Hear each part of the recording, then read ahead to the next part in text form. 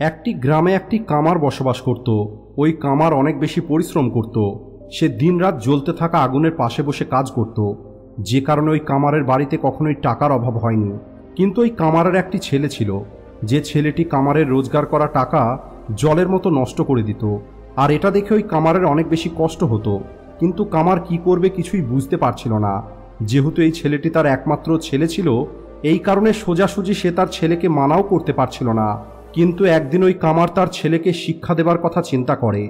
এরপর ওই কামার তার ছেলেকে ডেকে পাঠায় আর বলে, আজকের পর থেকে তোমাকে প্রতিটা দিন আমাকে 10 টাকা রোজগার করে এনে দিতে হবে।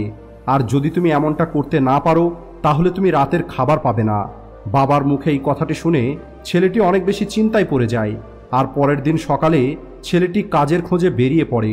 সারাদিন অনেক কাজ খোঁজার চেষ্টা করার পরেও ছেলেটি কোনো কাজই খুঁজে পায়নি। তাই সবশেষে নিরাশ হয়ে সে বাড়ি ফিরে আসে।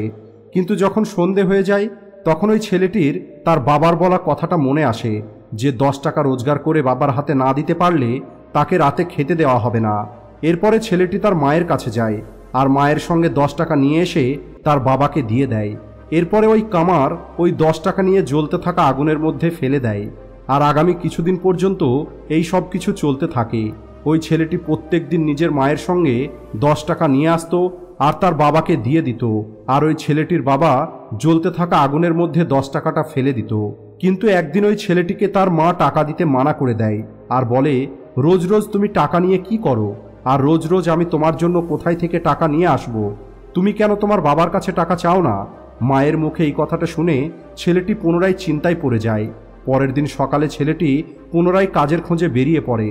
কিন্তু অনেক কাজ খোঁজার চেষ্টা করার পরেও ছেলেটি কোনো কাজই খুঁজে পায়নি।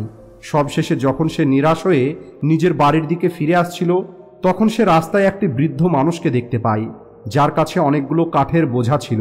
আর ওই বৃদ্ধ লোকটি কারোর অপেক্ষা করছিল।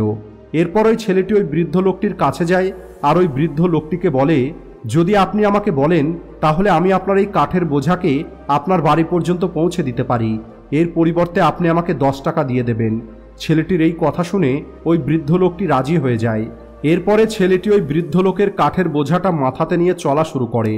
ওই কাঠের বোঝাটা অনেক বেশি ভারী ছিল, আর এই ছেলেটি এত বড় বোঝা জীবনেই প্রথমবার মাথাতে নিয়েছে। আর এই কারণে ছেলেটি অনেক বেশি ঘেমে গেছিল আর কষ্টের কারণে সে অনেক বেশি ক্লান্ত হয়ে গেছিল। কিন্তু কোনো রকমভাবে ছেলেটি ওই কাঠের বোঝাটা ওই বৃদ্ধ লোকের বাড়ি পর্যন্ত পৌঁছে দেয়। আর ওই বৃদ্ধ লোকটির কাছে থেকে 10 টাকা নিয়ে সোজা নিজের বাবার কাছে চলে যায় আর নিজের বাবাকে ওই 10 টাকা দিয়ে দেয়। ওই কামার প্রতিদিনের মতোই ওই 10 টাকাটা নিয়ে জ্বলতে থাকা কয়লার মধ্যে ফেলতে যাচ্ছিল।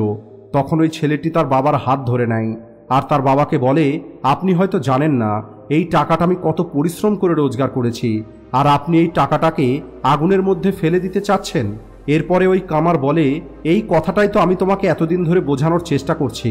আমি দিনরাত এই জ্বলতে থাকা আগুনের সামনে বসে পরিশ্রম করি, আর তুমি আমার এই পরিশ্রমের রোজগারকে জলের মতো কেন নষ্ট করে দিচ্ছ? তুমি কবে বুঝতে পারবে যে টাকা অনেক বেশি মূল্যবান? টাকা রোজগার করার জন্য অনেক বেশি পরিশ্রম করতে হয়। এই কথাটা শুনে ছেলেটি সবকিছু বুঝতে পারে, আর ছেলেটি সেই দিনের পর থেকে তার বাবার সঙ্গে কাজ করা শুরু করে দেয়। বন্ধুরা, আজকের এই ছোট্ট গল্পের সাহায্যে আমি আপনাদেরকে এটাই বোঝাতে চাইলাম যে আপনি আপনার বাবা মায়ের কষ্টের দ্বারা অর্জিত অর্থকে বিনা কারণে নষ্ট করবেন না। যেখানে সত্যিই প্রয়োজন কেবলমাত্র সেখানেই খরচ করবেন। আজকের ভিডিওটি এই পর্যন্তই। ভিডিও ভালো লাগলে লাইক ও শেয়ার করতে ভুলবেন না।